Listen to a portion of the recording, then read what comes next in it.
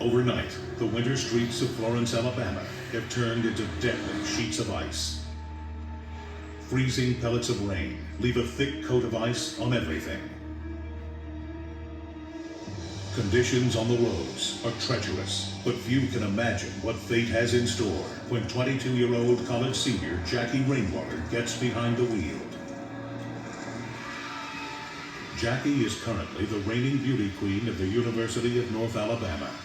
Besides being beautiful, Jacque is blessed with the ability to sing her way into the hearts of others. That there is a hope through all of life's changes. She is driving home from school when, without warning, a giant tree limb falls, and in a split second, it smashes her car's windshield. The enormous branch pins Jacque, crushing her inside the car. Within minutes, firefighters arrive, and paramedic Jeff Street gets into the back seat to see if Jacque is dead or alive. I saw blonde hair sticking out from the front seat. As I got to looking, it was so cold I could see her breath. I couldn't see her face or anything, but I could see the steam from her breath. The slippery conditions frustrate the firefighters' attempts to quickly remove the gigantic branch. I was able to slide my hand in where her hair was coming out and feel her neck, felt a pulse, so I knew she was still alive.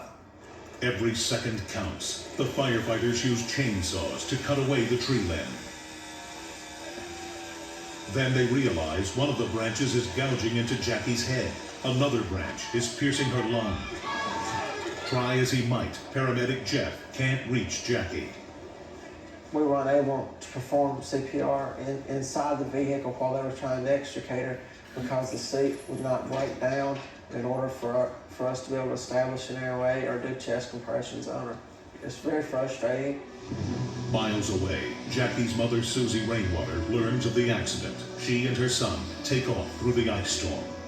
I was praying out loud. I didn't care. Something rises up in you that you know when someone you love is hurt, that you become totally uninhibited. And so I was praying. The firefighters manage to remove a section of the fallen branch when suddenly the situation gets even worse. The branch twists and drops into the car, stabbing deeper into Jacque's chest. That's when I lost the pulse. I noticed she wasn't breathing, and I got out of the car at that time. Firefighters frantically tear off the doorposts and push away the dashboard that's pinning Jacque against the seat. They pull Jacque's limp body from the wreckage. Fearing the worst, Jeff Street leads them to the ambulance, where he continues to work on Jacque, refusing to give up. Once we got in the ambulance, we started CPR.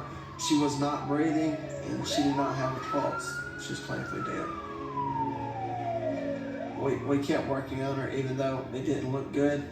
Once we got to the emergency room and turned care over, it wasn't very long after they had reestablished a pulse on her. Jacque's pulse is weak, but doctors stabilize her just as Susie Rainwater and her son arrive. The nurse told me that they needed to explain her injuries and that she would probably not make it. I was totally devastated in my heart, but yet I still had hope. While Jacque lingers in a coma, Susie remains by her daughter's side. I whispered into Jacque's ear each time that I was with her that she was going to be okay, and that I would pray a lot of times in her ear. I would tell her that her friends were there and that we were all standing by her. All of Jacque's friends and family keep vigil at the hospital. Then, 31 days after the accident, Jacque awakens from her coma. She is one of the lucky few who emerge from such a lengthy coma without severe brain damage. But Jacque's road to recovery is very difficult. Not only does she have a fractured skull and broken ribs, but her neck is also broken. A halo neck brace is screwed into her skull to support her head while she heals. And she must relearn even the most basic living skills. After 51 days, Jacque is released from the hospital and returns home to a house filled with friends and family. The first memory I have in the hospital is coming out of a coma and being afraid, having a lot of fear, not knowing my name or my mother's name or my brother's name. or where I was. When Jacque saw her rescue video, she and everyone else wanted to know how this bizarre accident could have happened. According to weather officials, the winter of 1994 brought some of the worst ice storms on record to the southeast United States. Frozen rain weighed down tree branches already weakened by age and disease. The additional weight of snow and ice caused a tree limb to snap, incredibly, just as Jacque passed underneath.